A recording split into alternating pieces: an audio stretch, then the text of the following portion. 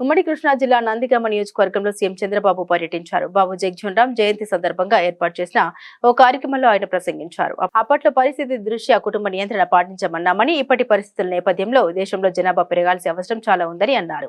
లేకపోతే రాబోయే రోజుల్లో దేశంలో వృద్ధుల సంఖ్య పెరిగిపోతుందని అభిప్రాయపడ్డారు.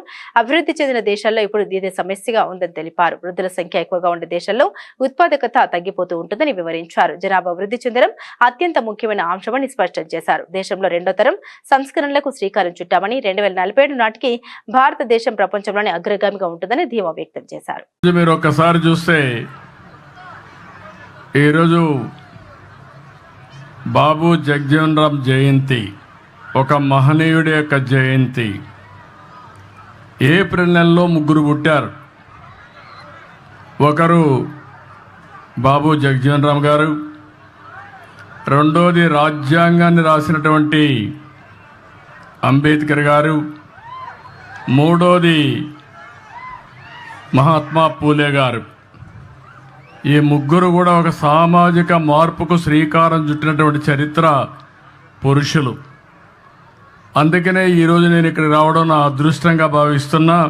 ఈరోజు ఒక వినూత్నమైన కార్యక్రమంతో మేము ముందుకు వచ్చాను. నేను ఇక్కడ రెండు విధాలుగా మీరు చూస్తే, ఒకటి బంగారు కుటుంబాలు. ఇప్పుడే కలెక్టర్ గారు చెప్పారు, దగ్గర దగ్గర 41 మంది ఈ గ్రామంలో అందరికంటే తక్కువ ఆదాయం వచ్చే కుటుంబాలు. అంటే ఇవంతా కూడా 20 లక్షల కుటుంబాలని రాష్ట్రంలో ఎంపిక చేశాం. మీ ఊర్లో 41 చేశాం. అదే సమయంలో నేను ఆలోచించిన విధానం, అట్టడుగు నుండే 20%, పై నుండే 10%. ఈ రోజు ఇక్కడ కూర్చున్న వాళ్ళు కొంతమంది మార్గదర్శకులు ఉన్నారు. ఇప్పుడే మనోజ్ గారు అయితే అక్కడికి వచ్చినప్పుడు చూశాను. ఈ రోజు వీళ్ళందరూ కూడా ఇక్కడ కూడా ఒక 5 మంది వచ్చారు. వీళ్ళకి సమాజం ఒక అవకాశం ఇచ్చింది, అందిపుచ్చుకున్నారు. ఈ రోజు పారిశ్రామికవేత్తలుగా, లేకుంటే మెరుగైన జీవన ప్రమాణాలతో ముందుకు పోయే పరిస్థితికి వచ్చారు. నేను ఒకప్పుడు జన్మభూమి పిలిపించాను, మీరందరూ స్పందించారు. ప్రపంచంలో ఉండే వాళ్ళందరూ వచ్చి జన్మభూమి పిలుస్తుంది రా, కదిలి రా అంటే గ్రామానికి వచ్చి ఎన్నో కార్యక్రమాలు చేశారు. స్కూల్ బిల్డింగ్లు కట్టారు, రోడ్లు వేశారు, శ్మశానాలు కట్టించారు, అనేక కార్యక్రమాలు చేశారు.